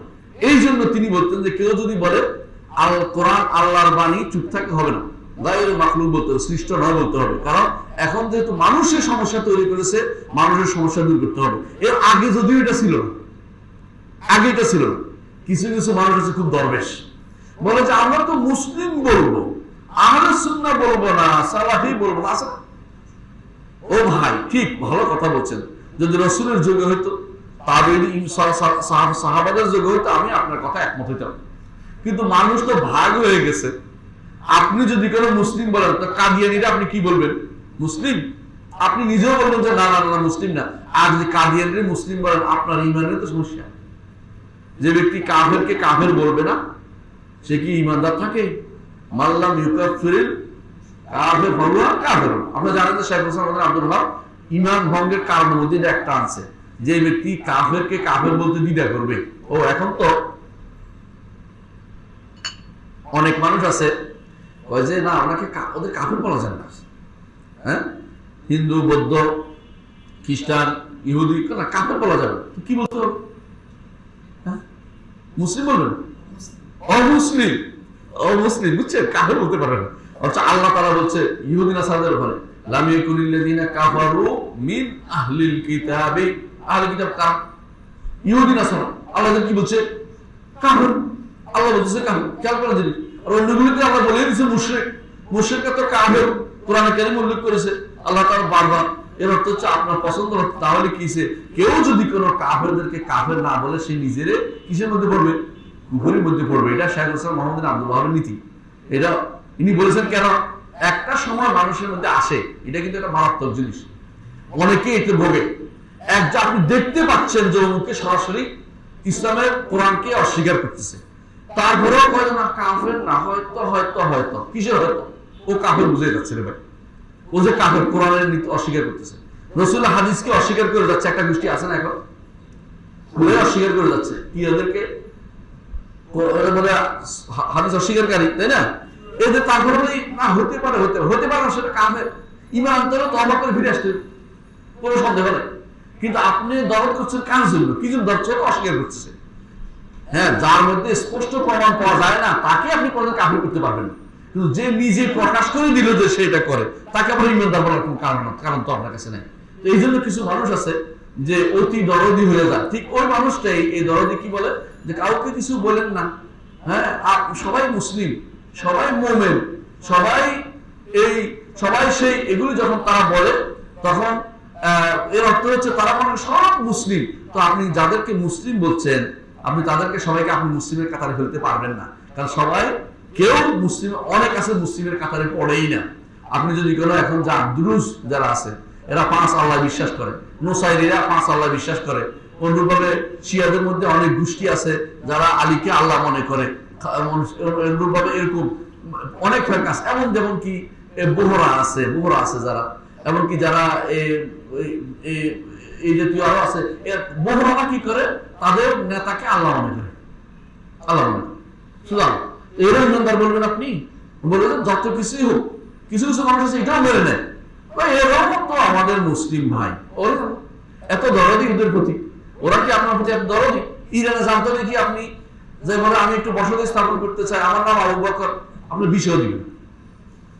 আবু বকর নামে একজন আমাদের একজন বন্ধু ছিল, এখনো জীবিত আছে, তিনি বাড়ি বগুড়া। তো তিনি তার আগে যারা ছিল ইরানে ব্রডকাস্টিং করতে, ইরানে খবর পাঠ করতে যাইতো, একজন ঈশা শাহিদি ভাই, মাহবুব রহমান ভাইরা গেছে, কিন্তু ওর নাম আবু বকর দেখে ওর বিষয় হয়নি, ওর বিষয় হয়নি। আবু বকর নামে ওখানে কেউ রাখে না, ওরা মানে দেখুন আবু বকর, ওমর, ওসমান, এই 3 নামে কোনো কিছু আপনি ইয়াতে পাবেন না, এই ইরানে পাবেন না। ইরানে ওরা তো আসে আমাদের দেশে, আমরা শিয়া মুসলিম ভাই ভাই করতে আসে। তো আপনি বললেন ঠিক আছে শিয়া মুসলিম তো ভাই ভাই, আপনার এখানে একটা দপ্তর খুলতে চাই, দেখবেন তো আপনার দপ্তর খুলতে দেয় কিনা। কোন সুন্নি একটা মসজিদ করে, না শিয়া মুসলিম ভাই ভাই, সুন্নি মসজিদ হবে কি জন্য? ও তাদের সংবিধানে লেখা আছে রাষ্ট্রপ্রধান হবে জাফরি। কোন পৃথিবীর কোন জায়গাতে এরকম মুসলিমদের ভাগ করে বলা নাই যে রাষ্ট্রপ্রধান হতে হইব এই অমুক, এটা বলা নাই। কিন্তু ওরা হচ্ছে রাষ্ট্রপ্রধান হতে জাফরি, জাফরি বলে শিয়া, বুঝছেন তো? তার স্পিকার হইতে হবে শিয়া, সেনাবাহিনীর সদস্য হইতে হবে শিয়া, তারপরে পরিচালক হইতে হবে শিয়া। মানে প্রত্যেকটা জায়গাতে জাফরে জাফরে হইতে হবে লেখা আছে সংবিধানের মধ্যে। সংবিধানের মধ্যে এত বিব্যাপক কথা আমি আর কোথাও দেখি নাই কোনো ব্যক্তি। এত হিংসুটে একটা জিনিসকে আপনি ভাই ভাই বলতেছেন, ওরা তো আপনাকে ভাই ভাই বলে না। আপনি যত ওদের জন্য কান্নাকাটি করতে, কান্নাকাটি করে না। হ্যাঁ, ওরা যখন দেখে আপনি কোন ক্রমে নবী পরিবারের জন্য কথা বলতে গিয়ে সাহাবা কেরামকে গালি দিচ্ছেন, খারাপ কথা বলছেন, তখন আপনি বাই হয়ে যাবেন। এই জন্য ওদের কাছে তথাকথিত ইখওয়ানি মানহাজের অথবা জামাতি মানহাজের যারা রাসূলুল্লাহ সাল্লাল্লাহু আলাইহি ওয়াসাল্লাম সাহাবা کرام সমালোচনা করেছে দুই একজনের, ওদের নাম ওখানে স্বর্ণাক্ষরে লেখা আছে ওদের কাছে। খুব মজার জিনিস মনে করে এটাকে, এটা মনে রাখতে হবে সব সময় যে আপনি অবশ্যই হক কথা বলে যাবেন। লোক আপনার অনুসারী কম হতে পারে, কোনো সমস্যা নেই, আপনি হক কথা বলে যেতেই হবে এবং আপনাকে হকের উপর থাকতে হবে, হকের উপর থাকতে হবে। লোক বাড়ানোর চিন্তা করবেন হক মাধ্যমে, বাতিলের মাধ্যমে লোক বাড়ানোর চিন্তা আপনি করবেন না। কথা বুঝাতে পারছি? এটাই বলছে ইমাম এতক্ষণ যা যা বলেছে এর মাধ্যমে তিনি সেটাই বলেছেন। তো আমরা এখন দেখতে পাচ্ছি যে এই হচ্ছে বক্তব্য। কি জন্য দিলেন তিনি এটা, এই কথাগুলো? যে সিফাতের ক্ষেত্রে যেই ব্যক্তি আল্লাহ তাআলার কোরআনের বক্তব্য, রাসূলের হাদিসের বক্তব্য, খোলাফা রাশিদার বক্তব্য, সাহাবায়ে কেরামের বক্তব্য, তাবেঈদের বক্তব্য, ইমামদের বক্তব্য যথেষ্ট মনে করবে না, তার জন্য কোনো কিছুই যথেষ্ট হবে না। এরপরে তিনি আয়াত হাদিস সিফাতগুলো নিয়ে আসবেন, পরবর্তী আলোচনা আসবে যিকর বাদ আয়াত সিফাত, যে তিনি উল্লেখ করবেন কিছু সিফাতের আয়াত উল্লেখ করবেন যেগুলো দ্বারা আল্লাহর সিফাত সাব্যস্ত হয়েছে এবং সেগুলোর ব্যাখ্যা ইনশাআল্লাহ আমরা করব। আল্লাহ আমাদের বোঝার তৌফিক দান করুন। আসসালামু আলাইকুম ওয়া রাহমাতুল্লাহি ওয়া বারাকাতুহু।